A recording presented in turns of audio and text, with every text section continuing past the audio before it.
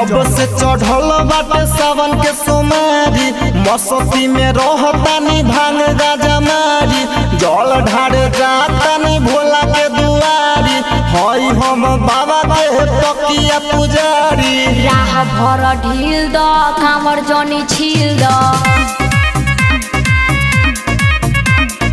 गाजा के नशा में लोटा जनू झील द।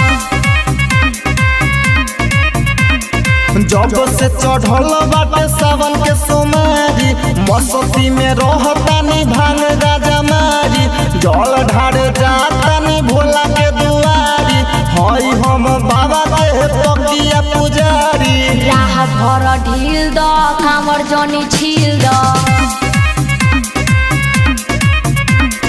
गाजा के नशा में लोटा जनू झील द।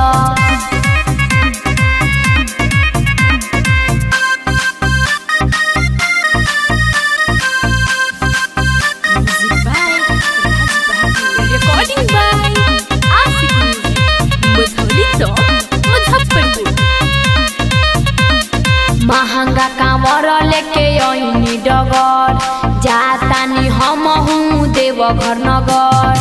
बाजे जब डीजे कमर डोले रहिया में सभे बोला बम बोले।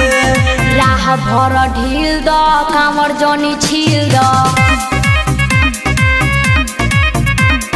गाजा के नशा में लोटा जनू झील द।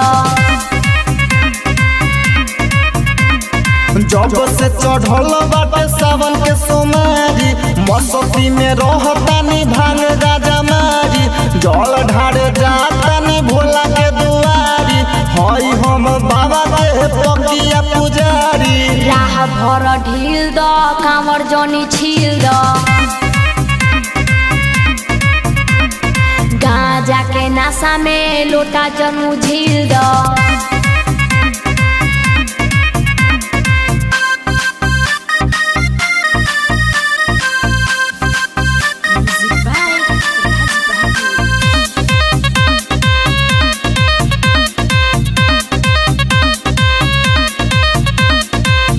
नाच गाव हर हर बोल जा परवीन साद जनी पिके डोल जा।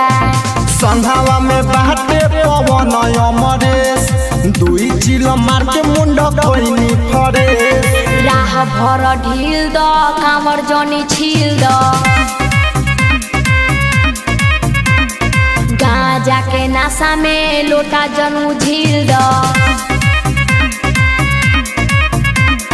जब से चढ़ल बाटे सावन के सोमारी मस्ती में रहतानी भांग गाजा मारी जल ढारे जातानी भोला के दुआरी हई हम बाबा के तकिया पुजारी। राह भर ढील द कांवर जनी छील द